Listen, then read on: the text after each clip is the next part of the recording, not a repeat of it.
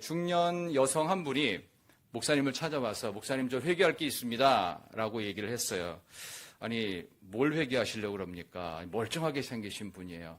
사실 저는요 몇 번씩 거울을 하루에도 보고 또 봐도 내가 왜 이렇게 예쁘지? 너무너무 예쁜 것 같아 라고 자꾸 생각이 듭니다. 목사님 저의 교만함의 죄를 어떻게 하면 회개할 수 있을까요? 라고 얘기를 했어요. 그러니까 목사님께서 아닙니다. 안심하십시오. 그건 죄가 아니라 착각입니다.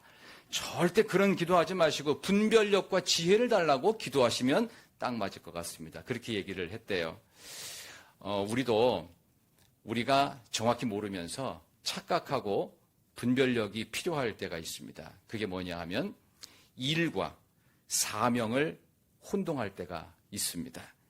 이걸 잘 구별해서 이게 일인지 이게 사명인지를 여러분들이 정확하게 아실 필요가 있는데 여러분들 오늘 가서 제자 삼으라 이 찬양을 불렀던 것처럼 전도에 대한 부담감은 상당히 크실 거라고 생각이 듭니다. 근데 왜 부담감이 있느냐? 여기 보니까 1600 셀 수도 없었는데요. 이렇게 많은 사람들이 우리 주변에 관계를 맺고 있습니다. 이거 다 어떻게 전도하냐? 근데 이거를 왜 부담감이 드냐면요. 뭐 부담이 들 수 있죠. 근데 이게 부담이 안 생기는 방법이 있어요. 이걸 일이라고 생각하면 부담감이 생겨요. 근데 여러분 연애해 보셨습니까? 부담스럽습니까? 아니죠. 힘들어도 또 기어나가요. 왜? 좋으니까. 그걸 사명이라고 합니다. 사명이 생기면 힘들어도 행복할 수 있어요. 왜? 내가 좋은 거니까. 내가 좋아서 하는 일이에요. 근데 전도가 별로 행복하지 않다고 느끼는 건 뭐냐면 교회에서 자꾸 일을 시킨다라고 착각하기 때문입니다. 오늘 그걸 여러분들 좀 깨드려야 여러분들이 누구든 전도를 하실 수 있을 것 같은데 전도를 생각할 때 전도는 그냥 내가 가서 그 사람 예수 믿게 잘하고 어떻게든 신앙생활에 천국 보낸다라고 이렇게 너무 그 한 영혼에 대해서 거창한 생각과 무한 책임을 지려고 하는 착각이 있어요. 그러니까 이 일처럼 힘들죠. 그렇게 생각하실 필요 없어요. 이거를 내가 할 수 있는 영역만 딱 구분 지으면 사명으로서 행복할 수 있습니다. 우리는 뭐만 해야 되냐 하면 마지막 주일이 무슨 주일이라고 했어요? 전도, 초청. 여러분 초청만 하시면 돼요. 전도는 누가 하는 거냐? 목사님이 하시는 거예요. 목사님이 전도의 강력한 메시지로 영혼을 건드려 놓으면 그 다음 그것을 열매로 맺게 하시는 분은 하나님이십니다. 여러분 뭐만 하면 돼요? 초청만 하면 돼요. 이렇게 많은 사람들 오라고 한 번 얘기하고 두 번 얘기하고 세 번 얘기하고 하면서 난 이 역할만 하면 된다. 그 다음은 누가 하신다? 하나님이 다 알아서 하신다. 일과 사명을 착각하지 마십시오. 여러분은 일하는 존재가 아니라 사명을 받은 사람입니다. 그래서 사명을 가지시면 내가 생각하는 일은 내 생각입니다. 그러나 사명은 하나님이 주신 것입니다. 그래서 6절에 보니까 주께서 이스라엘 나라를 회복하심이 이때니까 라는 말씀이 있죠. 이 6절의 이 말씀을 보면은 이건 제자들의 질문이란 말입니다. 무슨 질문이겠어요? 주님이 이제 이 로마로부터 우리 이스라엘 나라를 다시 독립시켜 주실 건가요? 일이에요. 이제부터 뭔가 일을 해야 되지 않습니까? 근데 거기에 대해서 그건 너희의 알 바가 아니라고 그랬어요.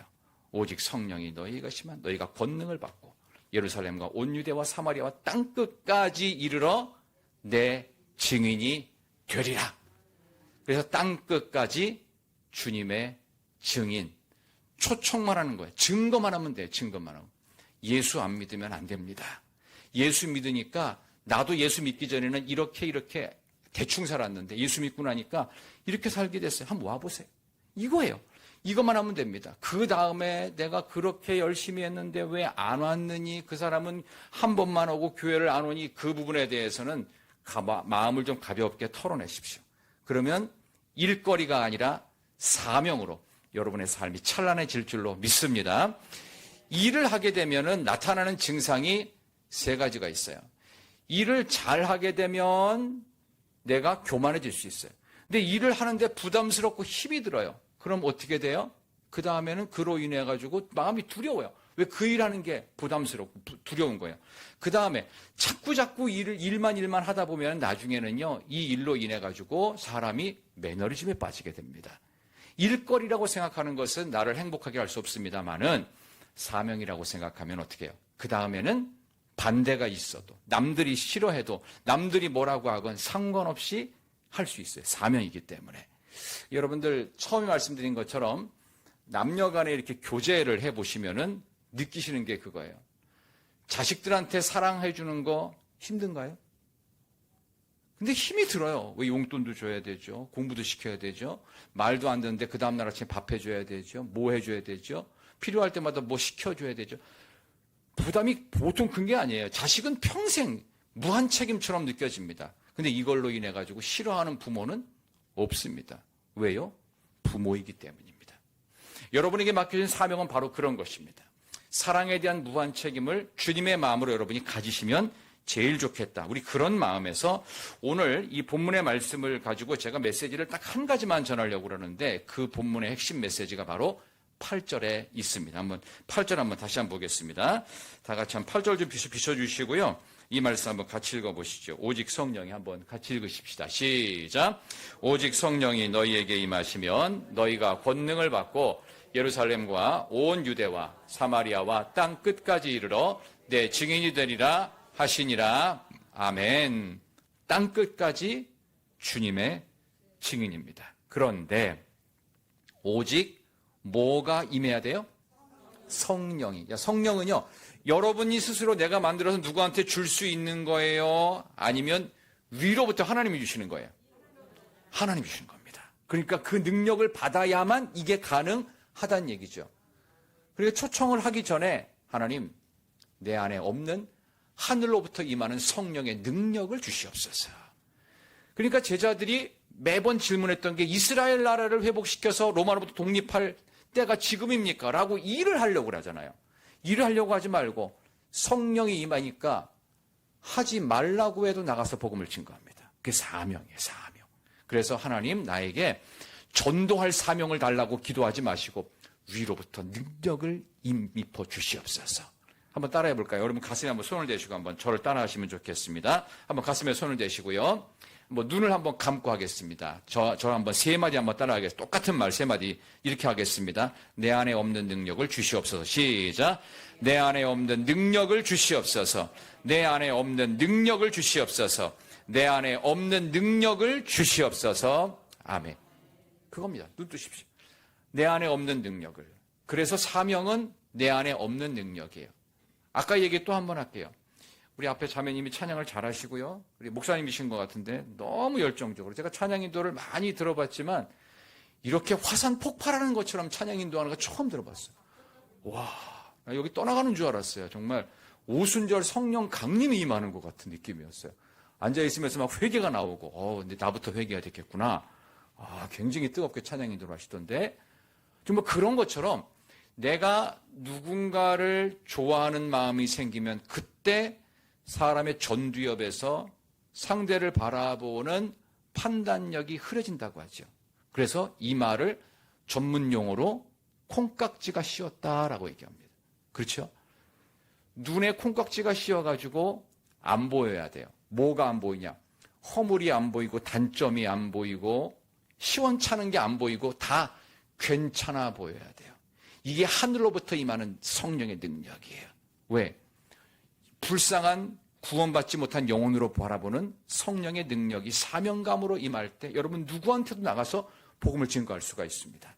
우리 그러했던 신약의 인물, 구약의 인물, 그리고 이 시대를 살았던 인물에 대해서 제가 4가지 이야기를 함으로 오늘 말씀을 마치도록 그렇게 하겠습니다.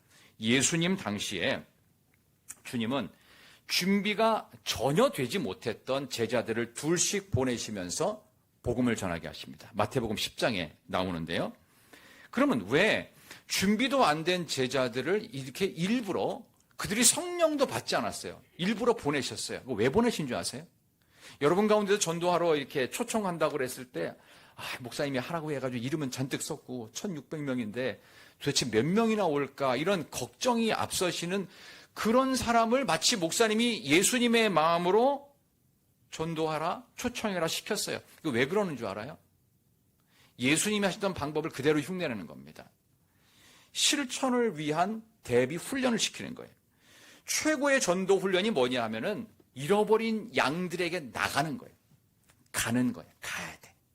안 가고서는 절대 전도가 되지 않습니다. 그래서 첫 번째는요, 잃어버린 영혼에게 가까이 가는 거예요. 예수님이 하신 전도 훈련은 가는 훈련이에요. 가는 훈련. 가가지고 딴 거 안에 딴 것도 가져갈 거 없어요. 전대도 매지 말라고 그랬어요. 두 벌 옷도 가지지 말라고 그랬어요. 왜? 하나님이 공급하실 것이기 때문에. 일단 나가야 돼요. 나가지 않고서 가만히 집에서 조용히 묵상만 한다고 되는 게 아니에요. 일단 나가서 영혼들을 만나야 돼요. 내가 우리 교회 초청에 어떻게 할 건가 이런 생각도 무조건 나가서 아무것도 가지지 말고, 그 다음에 안 될 수도 있어요. 그럴 때는 어떻게 해요? 저주를 하는 게 아니라 내가 가서 이렇게 자존심도 꺾고 오라고 그랬는데 안 온다고 그래? 아우 기분 상해. 이렇게 할 거 없어요. 평안을 빌라. 가까이 가고 전대도 매지 말고 어떤 조건도 필요 없고, 세 번째 평안을 빌라. 그냥 축복하는 거예요. 왜? 그 영혼을 변화시키시는 분은 하나님이시기 때문에. 아니 내가 이렇게까지 했었는데, 내가 강남에서 했는데, 아니 지는 강남에도 안 살면서 이럴 것도 없어요. 있는 그대로 평안을 빌면 됩니다. 하나님이 알아서 하시기 때문에. 왜? 전도는 일이 아니라 사명입니다. 그래서 일은요, 사람들이 평가합니다. 근데 전도는 하나님이 평가하십니다. 일은 잘 됐는지 안 됐는지를 평가받지만 사명은 어떻게 해요? 그 사명을 완수했느냐.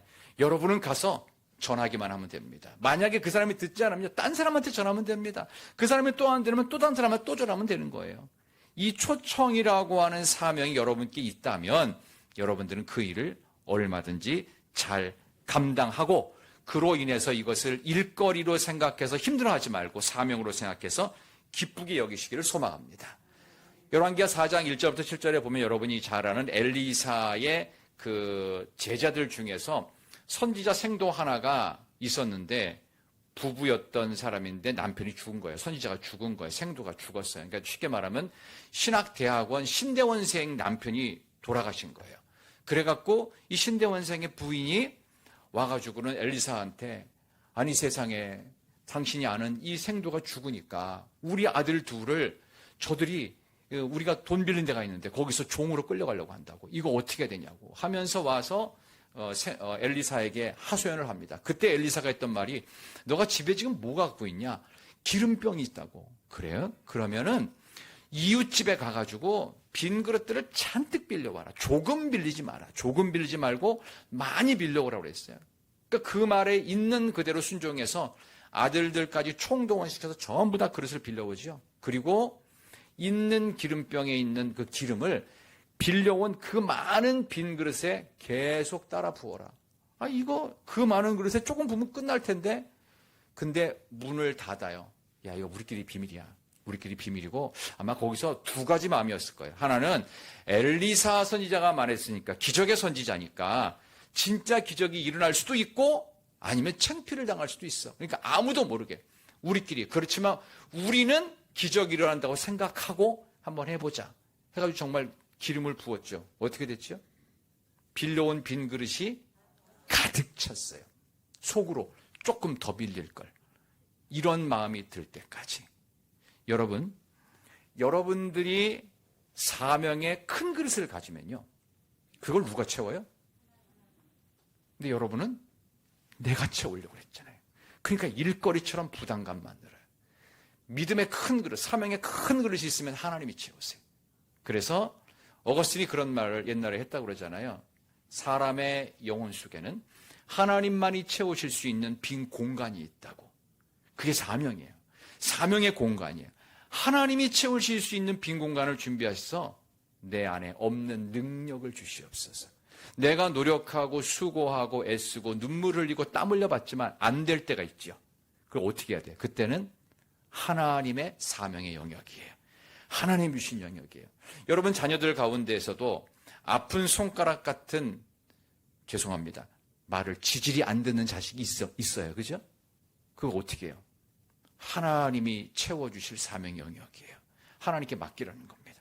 마찬가지로 전도가 힘들다면 이것도 사명의 영역으로 넘겨야 돼요. 내가 할 수 있는 내 실력 안에서의 일거리가 아니라고요. 사명의 영역이에요. 사람을 바꾸는 게 쉽습니까? 어렵습니까? 자, 누구한테 한번 질문을 해볼까요? 아까 우리 찬양 인도를 같이 하셨던 우리 자매님, 사람이 바뀌나요? 안 바뀌나요? 본인은 자신을 바꿀 수 있나요? 지금까지 살아온 그 스타일을 바꾸실 수 있어요? 정말요? 정말 위대한 장로감이 될 것 같은 느낌이 드는데요. 사람은요, 안 바뀝니다. 못 바꿔요. 그러나 성령이 임하면 바뀝니다. 그거예요. 사명이라고 하는 건 내가 감당할 수 없는 영역이에요. 위로부터 성령의 능력이 임할 때 바뀔 수 있습니다. 모세 보세요. 출애굽기 4장 12절에 말 못해서 나는 못 간다. 보낼 만한 사람 보내세요 하면서 4번이나 거절을 했죠. 모세도요, 이렇게 거절을 한다고요. 만약에 우리 최영선 목사님께서 신학교를 가야 되는데 그토록 권유했는데 하나님 앞에서 4번이나 거절하고 나는 절대 못 간다고 그렇게는 안 하셨을 거예요. 뭐 한 방에 끝내셨을 것 같아요. 하나님 오케이, 나는 가겠습니다. 우리 최영선 목사님은 단 한 번도 거짓말을 안 할 것처럼 생겼죠. 얼굴 표정이, 그죠? 근데 정말 그런 분이십니다. 근데 모세가 어땠다고요? 4번이나 거절을 했어요. 저들을 구원하라고 하는데 4번이나 거절을 했어요. 그러니까 나중에 하나님께서 말 잘하는 네 형이 있지 않냐? 해가지고 어떻게 해요? 억지로 보냅니다. 여러분들이 억지로 이름을 기록하진 않았겠지만 사실은 편안하진 않은 일이에요. 부담이 가득한 일거리. 근데 이거 이제는 어떻게 해야 돼요? 행복한 사명거리. 왜? 위로부터 능력이 임하면. 그래서 나중에 모세가 어떻게 됩니까? 하나님의 능력의 지팡이로 붙잡고 뭐가 돼요? 출애굽기에 보면요, 아론이 했던 말은 별로 없어요. 전부 다 모세가 한 말이에요. 말을 못해서 자신은 할 수 없다라고 했는데 모세만 말을 많이 해요. 이게 어떻게 된 거죠? 하나님이 그의 입에 말을 주신 것입니다.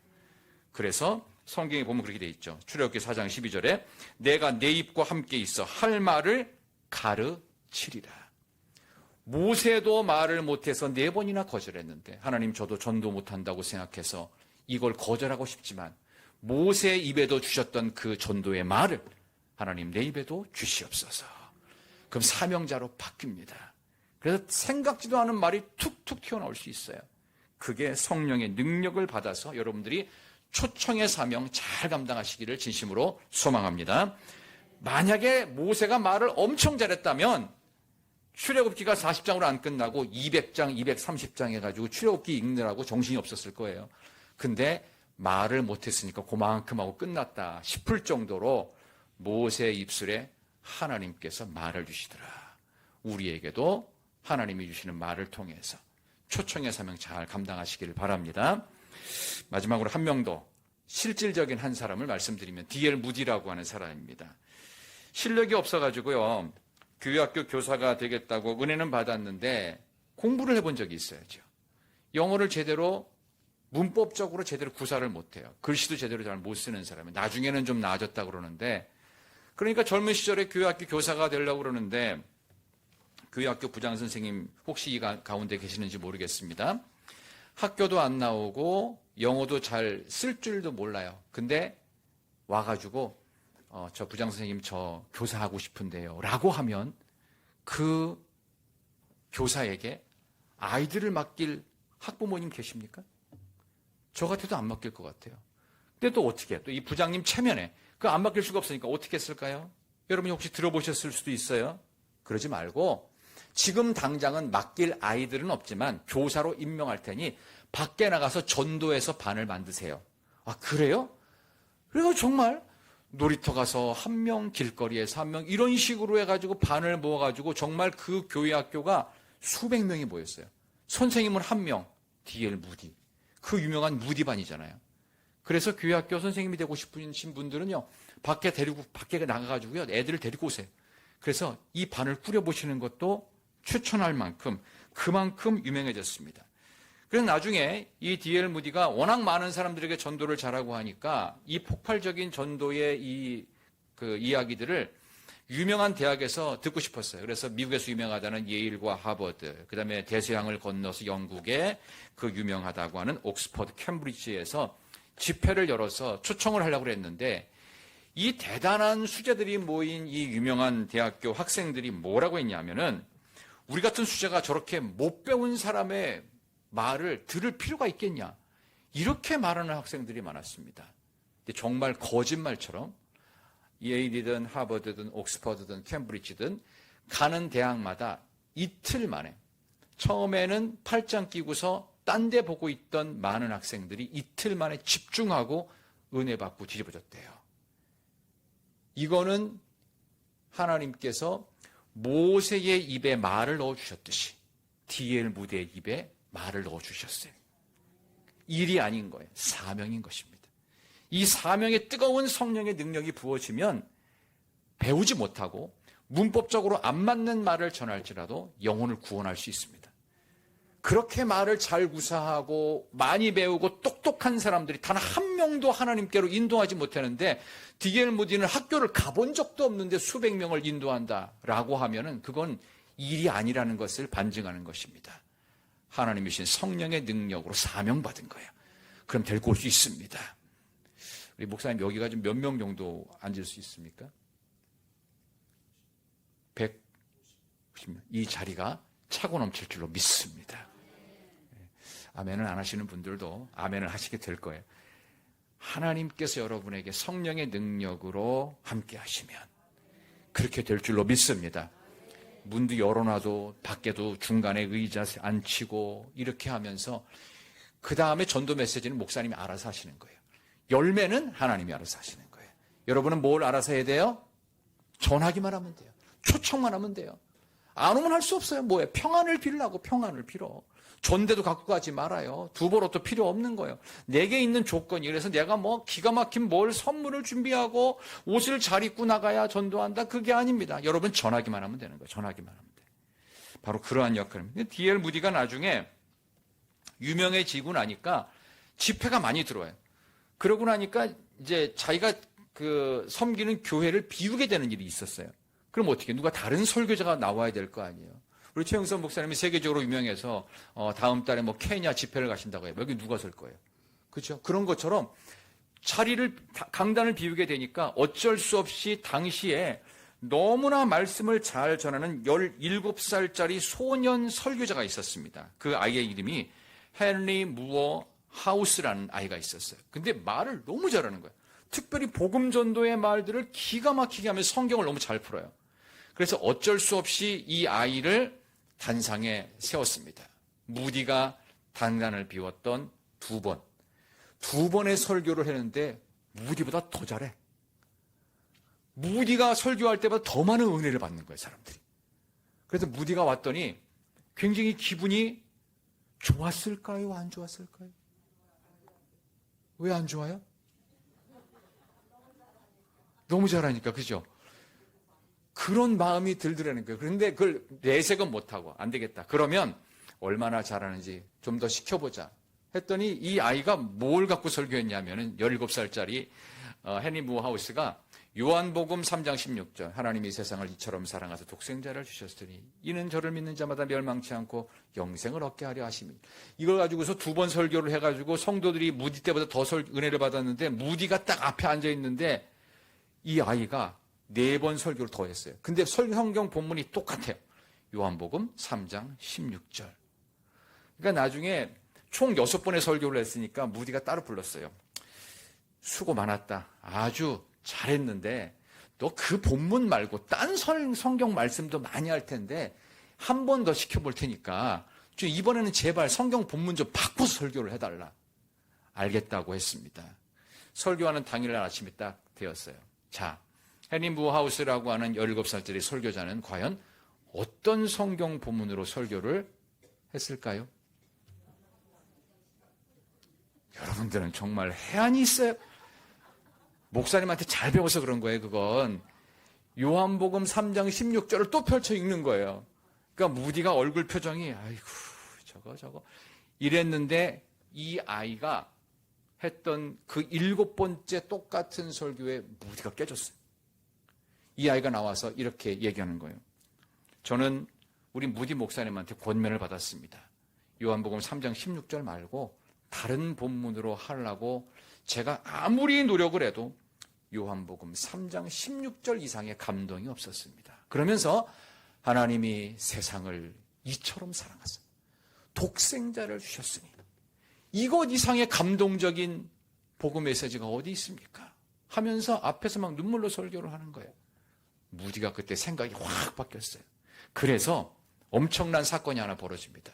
이 무디가 7번째 똑같은 본문으로 설교를 했던 이 17살짜리 소년 설교자의 그 설교를 듣고 그 전까지 설교할 때는 회개하라, 율법적이고 비판하고 굉장히 죄 짓는 사람들에 대해서 막 정죄하는 설교를 막 했는데 이 7번째 설교를 딱 듣고서는 하나님이 세상을 이처럼 사랑하사 하나님의 사랑을 전하는 설교자로 완전히 달라집니다. 그때 이후부터 무디의 하나님 사랑 설교를 듣고부터 전 세계 선교사들이 미국에서 가장 많이 파송되기 시작합니다. 그래서 무디의 부흥운동은 바로 17살짜리 이 설교자의 이 설교, 하나님이 세상을 이처럼 사랑하신다 라는 때부터 바뀌었다고 합니다. 여러분은 언제 바뀌실 겁니까? 여러분도 똑같습니다. 하나님이 세상을 예수 그리스도 독생자를 주실 만큼 사랑하셨는데 그 사랑의 대상이 바로 여러분들이세요. 나 같은 사람도 하나님이 이처럼 사랑하셨습니다. 제가 신학교를 간다고 그랬을 때 부모님이 찬성하셨을까요? 반대를 하셨을까요? 어떻게 아세요, 그거를? 그냥 답을 다 알고 계시네 봐. 제가 문제를 미리 예상 문제 드린 적도 없는데. 반대하셨어요. 첫 번째, 너는 대인관계가 안 좋아. 왜냐하면 제가 그 당시에는 이제 안경을 쓰고 있었는데, 안경을 벗었다 뺐다 하면서 인상을 좀 쓰고 다녔어요. 그러니까 대인관계가 안 좋아. 이미지가 안 좋다는 얘기예요. 대인관계가 안 좋아. 그리고 너 이 어려운 길을 갈 수 있겠니? 라는 거예요. 근데 제가 뭐라고 대답을 했는 줄 아세요? 마치 17살짜리 이 설교자처럼 이렇게 신학교 가기로 결정하고 나니까 저는 마음이 너무 편해요. 정말 아무 대책도 없는 그 말을 하나님이 무디 입에도 주셨고 모세 입에도 주셨고 저한테도 주셨어요. 이제는 여러분의 입에도 주실 줄 믿습니다. 초청하십시오. 하늘의 능력을, 성령의 능력을 구하십시오. 그 뒷일은, 복음의 메시지는 목사님이 하실 겁니다. 그 열매와 구원과 천국행 열차에 태우는 건 성령 하나님이 하십니다. 근데 우리는 전하면 돼요.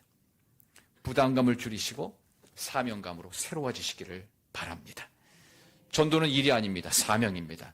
성령 받은 사람만이 할 수 있는 특별한 사명. 이 귀한 사명을 위해서 여러분들 오늘 이 밤에 오셨으니 이 말씀을 가슴속에 잘 새기시면서 오직 성령이 너희에게 임하시면 너희가 권능을 받고 듀나미스, 다이너마이트의 어원이 권능, 파워, 능력입니다. 폭발적인 능력. 오늘도 찬양도 아주 폭발적으로 하던데 그 폭발적인 능력이 이곳에 이 한울교회 예배당 가운데 여러분의 전하고 있는 모든 복음을 전하고 있고 초청하기 위해서 나간 만나는 모든 사람들 가운데 하늘의 놀라운 능력이 임해서 일거리가 아닌 사명자로서의 기쁨과 환희와 즐거움이. 그래서 목사님 내년에도 또 전도잔치 또 해요.